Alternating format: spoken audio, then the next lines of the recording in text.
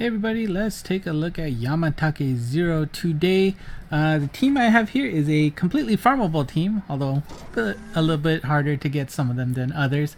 First up we have Joya 108, and he has flight and water resistance, so he'll be able to avoid taking a little bit more damage than the others, and that lock-on laser XL is pretty awesome for his bump combo. Next up we have Shambhala, a colossal monster, and she has flight no wind on null gravity barrier on her gauge, and she has the bump combo with the rebound laser XL and lock on pierce wave, which will be pretty nice for dealing damage.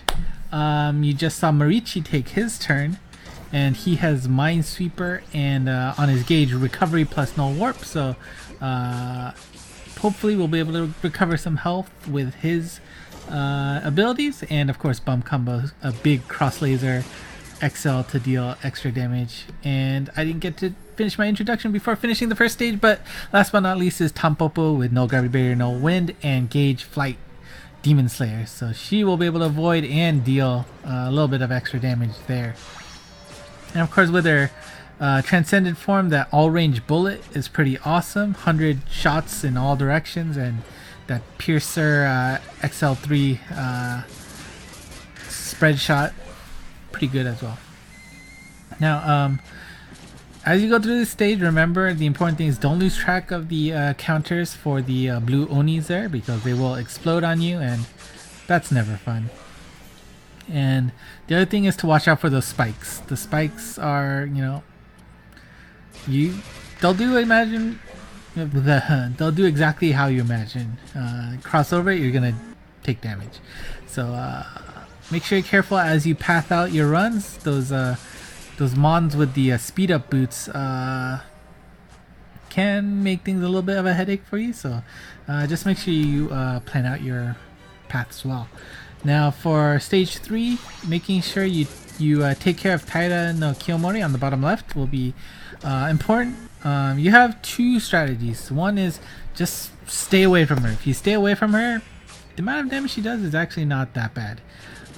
If you're stuck like Shambhala right now, maybe you just want to focus on getting rid of her first, because once she's out of the picture, then you don't have to worry about that obstacle at all. All the meanwhile, making sure you don't forget about the countdowns for those blue onis. If you're not going to take down Kiyomori right away, and I mean right away, make sure you focus on getting rid of all of those onis before they explode on you.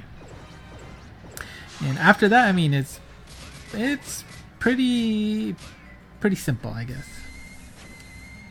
And that's the attack you really want to be worried about, that near range spike attack. If you're in the wrong spot, you can easily eat up 2 to 3 of those prongs, and you can just watch your HP melt away. So do be careful of that.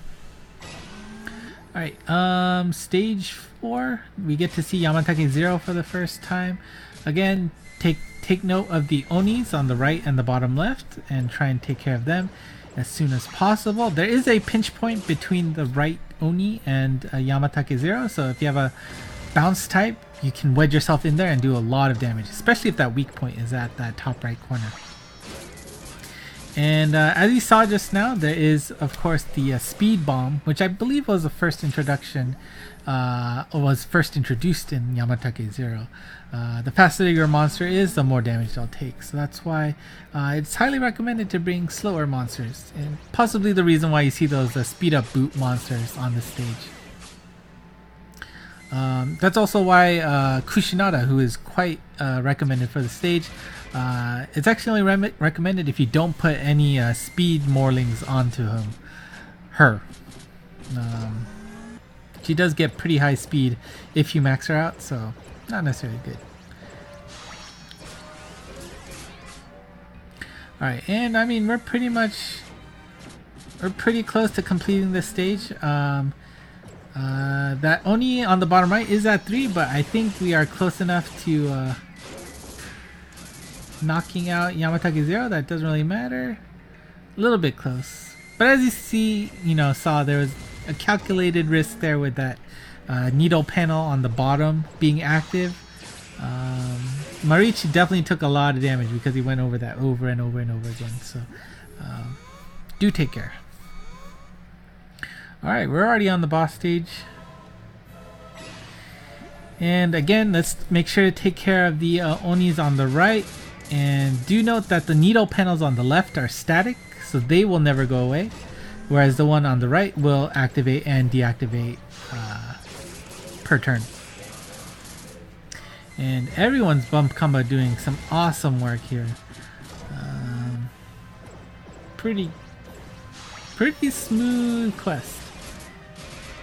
And Marici got a nice fit up there on the top to take out Yamatake Zero. I believe there is a pinch point there as well. So if you can, if you have the skill, definitely try that out. Stage 2 of the boss. Again, we have to watch out for Taira no Kiyomori on the top left. If we can stay away from her, that's fine too. Yeah, we're just gonna focus damage on here, it looks like. And do note that the bottom right has a needle panel permanently there. It is kind of blocked by the clock, which is unfortunate, but as long as you're aware of that, should be good. And unfortunate, the bomb keeps going on to Tanpopo. She does have a pretty high speed, as you saw, 388, which does make that damage taken a little bit more painful. Gonna play it safe here with Marici, nothing too special, but luckily the bomb went off on the Joya Berun on the bottom left, only 192 speed, so definitely happy for that.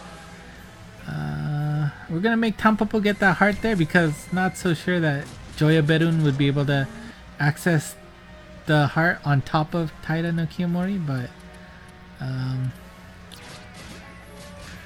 luckily got around there and took out the Oni, which is super important.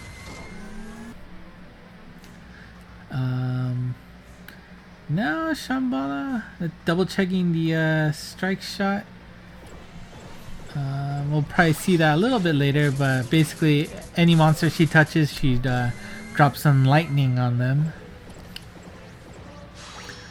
And we're gonna have Marici stay under Yamatake Zero. And the Onis are back, but at this point we should just ignore them and focus damage on Yamatake Zero since he's pretty close to dying. Nice.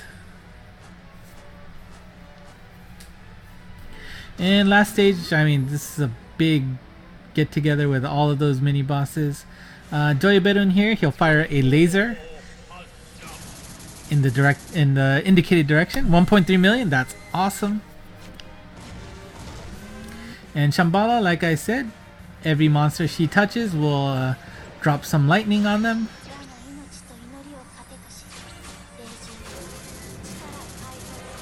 Great. And I mean, that's great. Marici 10, I don't know if his cage, yeah, maybe a little iffy there, but it looks like he will be able to reach Yamatake Zero. Worst case, I would have got stuck under Taira there on the bottom left and killed her as well. So yeah, that was actually a pretty smooth run, especially for a farmable party, for sure. Granted, there is an impossible and a colossal on the team. And I think Joya Berun was one of the lethal quests too. Maybe I'm wrong. Anyways, there you go. That is Yamatake Zero. And 8 minutes 30. That's actually probably quick compared to all of my other impossibles. Anyways, thank you for watching. Until next time. Bye bye.